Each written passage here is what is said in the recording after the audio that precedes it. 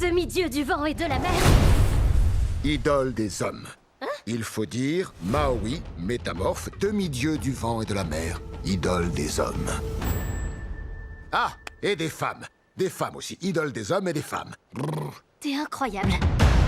Je te le fais pas dire. Il y a des films qui marquent une génération, des films qui deviennent des classiques presque instantanément, et puis il y a ces œuvres que Hollywood décide de refaire à peine quelques années plus tard avec une seule promesse, retrouver la magie d'origine. Depuis plusieurs années, Disney transforme presque tous ces grands classiques d'animation en films live-action. Certains ont réussi leur pari, comme Le Livre de la Jungle, Le Roi Lion ou encore Lilo et Stitch. D'autres ont profondément divisé le public, à l'image de Blanche-Neige. Alors forcément, lorsque Disney annonce une adaptation en prise de vue réelle de Vaiana, beaucoup se posent la même question: est-ce vraiment nécessaire? Parce qu'il faut être honnête, le dessin animé de 2016 n'a pas pris une ride. Il est encore régulièrement regardé sur les plateformes de streaming, ses chansons continuent d'être écoutées par des millions de personnes, et Vaiana est devenue l'une des princesses Disney les plus populaires de ces 10 dernières années. Alors, ce remake apporte-t-il quelque chose de nouveau, ou est-ce simplement un copier-coller beaucoup plus coûteux? Aujourd'hui, on décortique ensemble Vaiana version 2026.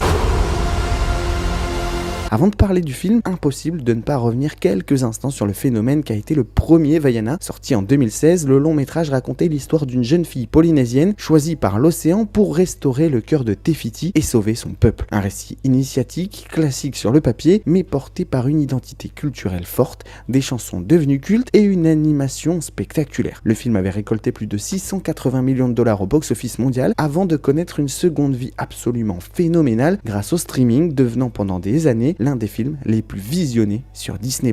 Mais son véritable héritage dépasse largement les chiffres. Vaiana a offert une représentation rarement vue de la culture polynésienne dans une super production Disney. Les chansons, composées notamment par Lin-Manuel Miranda, sont entrées dans la pop culture. Maui est devenu l'un des personnages les plus populaires de Disney moderne, et la relation entre les deux héros reste encore aujourd'hui l'une des plus appréciées du studio. 10 ans plus tard, Disney remet donc cette histoire sur grand écran avec un film en prise de vue réelle réalisé par Thomas Kail. L'histoire, elle, ne change pratiquement pas. Vaiana ressent toujours cet appel irrésistible de l'océan malgré l'interdiction de quitter son île. Pour sauver son peuple, elle part retrouver le demi-dieu Maui afin de remettre le cœur de Te Fiti à sa place. Si vous connaissez déjà le dessin animé, vous connaissez déjà quasiment l'intégralité du scénario. Et c'est probablement le premier problème du film. Disney a choisi la fidélité absolue, certaines scènes sont reproduites presque plan par plan, certains dialogues semblent sortir directement du film d'animation, et même les chansons reviennent presque intactes. Cette fidélité fera évidemment plaisir aux familles qui découvrent l'histoire pour la première fois, mais elle pose rapidement une question: pourquoi refaire exactement le même film? Là où un remake pourrait approfondir certains personnages ou proposer un nouveau regard, Vaiana préfère rester dans sa zone de confort. Le résultat est paradoxal, on passe un bon moment parce que l'histoire est excellente, mais cette qualité appartient surtout au film original. Du côté des personnages, la bonne surprise vient de Catherine Lega-Aya. Elle réussit à faire exister sa propre Vaiana sans chercher à copier l'interprétation originale. Elle apporte beaucoup de sincérité, une vraie énergie et une présence naturelle qui permettent de croire immédiatement au personnage. Pour un rôle aussi emblématique, c'est pas gagné d'avance. Face à elle, Dwayne Johnson reprend naturellement le rôle de Maui qu'il doublait déjà dans les films d'animation. Son charisme fonctionne toujours, son humour est présent et il connaît parfaitement ce personnage. Pourtant, quelque chose semble moins naturel cette fois-ci. Le Maui en image de synthèse avait un côté presque mythologique qui disparaît parfois dans cette version live-action, où les effets numériques rendent certains plans étrangement artificiels. Plusieurs critiques ont d'ailleurs pointé du doigt cet aspect, estimant que le personnage fonctionne moins bien en prise de vue réelle. Le reste du casting fait honnêtement le travail. John Toohey, Frankie Adams, Rena Owen incarnent avec sérieux les figures importantes de Motonui et participent à donner une vraie authenticité culturelle au film. Disney a clairement fait des efforts pour respecter les origines polynésiennes de son histoire, et cela mérite d'être souligné. Visuellement, le film alterne entre spectaculaire et l'artificiel. Les paysages sont magnifiques, les décors naturels impressionnent souvent et certaines séquences maritimes offrent un vrai spectacle sur grand écran. L'océan reste quasiment un personnage à part entière, exactement comme dans le dessin animé. En revanche, dès que les créatures fantastiques envahissent l'écran, la magie fonctionne moins bien. L'équilibre entre acteurs réels et effets numériques paraît parfois plus étrange, donnant l'impression de regarder une longue cinématique plutôt qu'un véritable film. C'est un défaut qui revient régulièrement dans les critiques internationales et qui empêche certaines scènes de retrouver l'émotion de l'animation. Les musiques, elles, restent tout simplement excellentes. Difficile de faire autrement puisqu'il s'agit en grande partie des chansons originales. Elles conservent leur puissance émotionnelle émotionnel et continue de porter plusieurs moments forts du récit. C'est justement là que le film atteint ses limites. Chaque qualité rappelle finalement le dessin animé de 2016. Chaque scène réussie fonctionne parce qu'elle existait déjà. Chaque nouveauté est tellement discrète qu'elle ne justifie jamais vraiment l'existence de ce remake. Pourtant, le message du film reste intact et c'est sans doute ce qui traverse le mieux les deux versions. Vaiana parle avant tout de transmission, d'identité et de courage. Il raconte qu'il faut parfois accepter de quitter ce que l'on connaît pour découvrir ce que l'on est réellement. Le film rappelle également que protéger la nature et respecter les traditions ne sont pas incompatibles avec le progrès. Ce sont des thèmes universels qui parlent aussi bien aux enfants qu'aux adultes et ils conservent toutes les deux leur force 10 ans après. Alors, faut-il absolument voir Vaiana au ciné ? Ma réponse est claire. Si vous n'avez jamais vu le dessin animé, oui, vous passerez probablement un excellent moment. Le spectacle est généreux, les chansons fonctionnent toujours et l'aventure reste très efficace. En revanche, si vous connaissez déjà le film de 2016 par cœur, ce remake risque surtout de vous donner envie de rentrer chez vous pour revoir le dessin animé. Parce qu'au fond, c'est là tout le problème. Ce n'est pas un mauvais film, loin de là. C'est même un divertissement familial solide, porté par un casting convaincant et une histoire intemporelle. Mais il ne trouve jamais